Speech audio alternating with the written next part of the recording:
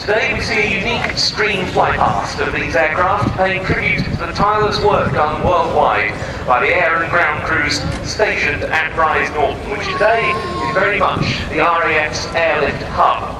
Anyone who lives in these parts or visits them will have been in no doubt as to how busy this base now is. Constant operations through day and night via a huge variety of RAF aircraft types.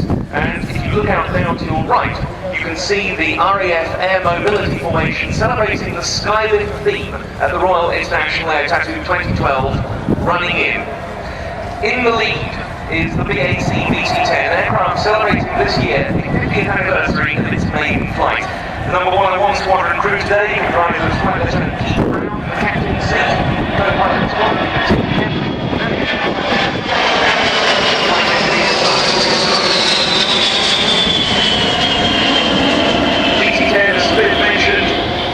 retirement from service in the tanker transport role in 2013. It remains very much on the front line, currently serving on deployment in Afghanistan and supporting the Typhoons stationed in the Falklands. Then comes the Lockheed Hercules, flown by crew from number 30 Squadron, the aircraft captain, Pilot Mark Brody, co-pilot Lieutenant Al Farmer, and Air Load Master Sergeant Aidan Street.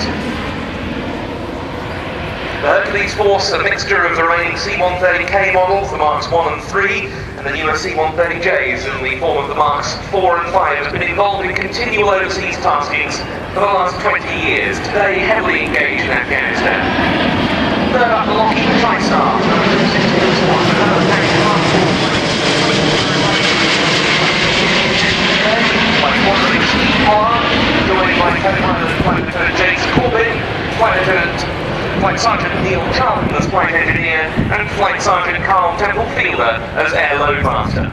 The new workhorse of the RIAT's air mobility fleet, now the Boeing C-17A Loadmaster 3 of the 99 Squadron. An initial fleet of 4 leased aircraft, the first of which was delivered in 2001. The C-17 force has expanded to 8, now RAF owned outright, the 8th having just been delivered this May. Combining tactical and strategic transport attributes, it proved an outstanding asset. The crew today, headed by aircraft captain Flight Lieutenant Chris Knight, with co-pilot Flight Lieutenant Annabelle Bacon and Air Load Master Paul Bomber Harris. And bringing up the rear, the future of the RAF's tanker transport fleet, the Airbus Voyager KC-1, based upon the Airbus A330-200 multi-role tanker transport. Here we see the sole example currently flying from the Rise Norton, operated by number 10 Squadron, from which comes the aircraft captain, Flight Lieutenant Fred joined today by co-pilot Flight Lieutenant James Davies and mission systems operator Flight Lieutenant Steve Sansford. 14 of these aircraft are being provided to the RAF under a contract with the Air Tanker Consortium. And following them in, test pilots Ed Strongman and Anthony Flynn with the Airbus Military A400M, now known as the Atlas. That's the name you'll carry for the Atlas RAF.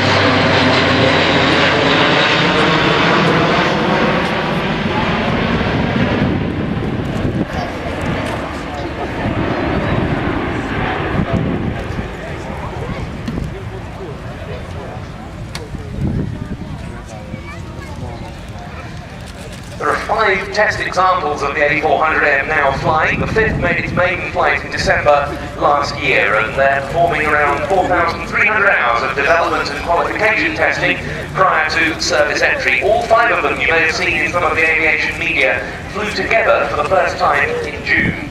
The 7th airframe, which will be the first for the aircraft's first operator, the French Air Force, is currently in assembly and is scheduled for its maiden flight in August prior to delivery in December.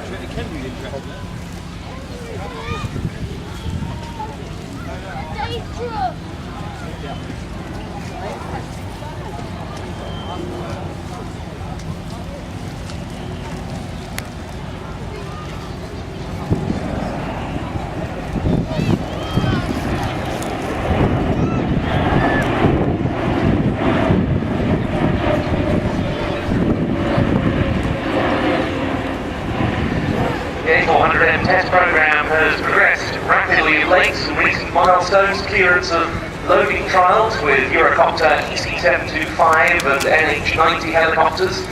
It's done unpaved strip landing trials at Cottbus in Germany, which were cut short by soft ground, high altitude testing in Bolivia, and refueling trials with an A330 MRTT. Let's give it that name here at Fairford in a naming ceremony on Friday afternoon of last week. And of course, it's almost a year since the Voyager was so named in a similar ceremony on the Friday before RIAT 2011. A very welcome appearance. I believe this aircraft is the 5th of these 5 prototypes. Ed Sprongman and Anthony Flynn bringing it into land.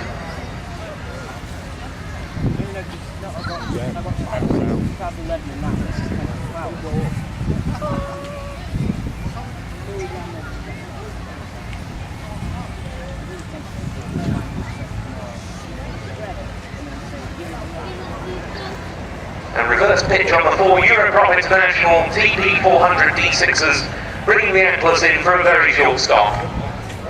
Kenzie, no! Kenzie, no! Many years to come. And indeed in the skies in this part of the world, when the Atlas begins to be based at RIAT Prize Norton, to which, if you look out into the distance, you can see the assets involved in that formation, call sign Kayak, beginning to recover.